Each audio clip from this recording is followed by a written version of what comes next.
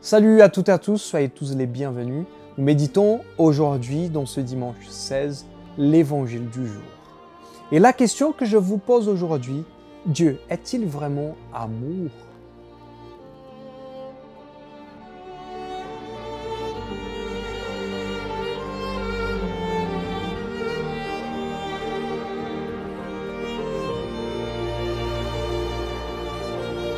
Bénis le Seigneur, ô mon âme, bénis son nom très saint, tout mon être. Bénis le Seigneur, ô mon âme, n'oublie aucun de ses bienfaits. Aujourd'hui, nous parlerons sur cette question. Dieu est-il vraiment amour ? En fait, dans l'amour, en Dieu, il y a plusieurs domaines. Il y a l'amour de création, Dieu qui crée, Dieu qui vous a créé, qui m'a créé, ça c'est de l'amour. Dans l'amour de Dieu, il y a l'amour de rédemption, Dieu qui vous pardonne, qui vous redonne la vie. Dans l'amour de Dieu, il y a l'amour de sacrifice, de don, le Christ qui s'est offert, qui s'est donné comme cadeau du Père pour nous. Et un autre domaine, c'est l'amour de Dieu qui veut nous unir à lui. Nous qui sommes loin, dehors de son enclos, entre guillemets, et il nous prend, il nous sauve, il nous appelle à cette intimité. Nous voyons dans la première lecture Pierre debout qui dit « Il faut choisir quelqu'un d'autre pour prendre la place de Judas ». Ils ont choisi Saint Matthias. Nous avons fêté cette semaine. Et nous voyons l'amour de Dieu qui ne veut pas que vous soyez loin ou même dehors de ce cercle d'intimité.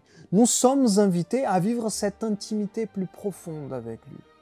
Et nous crions avec Saint Jean dans sa lettre, deuxième lecture de ce dimanche, qui dit « Et nous avons reconnu l'amour que Dieu a pour nous et nous y avons cru. Dieu est amour. » Ce n'est pas seulement pour les apôtres. Vous aussi, vous êtes appelés à cette intimité profonde avec Dieu. Ah mais c'est très difficile, je dois payer mes comptes, j'ai des enfants, j'ai des soucis dans la vie, j'ai du mal à prier, et moi je suis un peu intellectuel quoi. Donc du coup je lis les choses, c'est pas pour moi cette vie d'intimité, ça n'existe pas. Non, non, pas du tout. Dieu veut que vous soyez dans l'intimité, le cercle intime. Et le sommet de cela, c'est l'évangile de ce dimanche, que le Christ nous montre ce visage de l'amour de Dieu pour nous. Il dit « Père Saint, garde mes disciples unis dans ton amour, le nom que tu m'as donné, pour qu'ils soient un comme nous-mêmes. » Vous vous rendez compte ? Le Christ demande au Père que nous soyons un avec lui, comme lui, il est avec Dieu.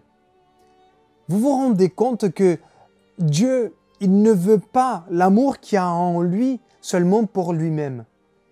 Il veut que nous puissions participer à cette vie divine. C'est incroyable, cette dignité que nous avons et que nous sommes appelés, hommes, femmes, enfants, jeunes, adultes, âgés, peu importe la nationalité, nous sommes appelés à cette union. Et en plus, un autre visage de l'amour de Dieu, c'est un amour de confiance. Dieu nous fait confiance. Comme Dieu a appelé Matthias au cercle intime pour être apôtre, pour annoncer cette bonne nouvelle, vous aussi, vous êtes envoyés en mission. En préparation pour la Pentecôte, cette union intime avec Dieu, c'est pour préparer à la mission. Non, restez pas que chez vous pour prier le chapelet, participer à la messe, tout seul. Non, partagez autour de vous. Si vous savez, il y a tellement de personnes qui ont soif de Dieu autour de vous. Partageons, osons, avec courage, annoncer cet amour qui nous a touchés, qui a changé notre cœur de pierre en un cœur de chair. Que Dieu, qui est amour, puisse vous combler et vous envoyer en mission. Au nom du Père, du Fils et du Saint-Esprit. Amen. Seigneur, donne-nous la grâce. Donne-nous la grâce de goûter ton amour.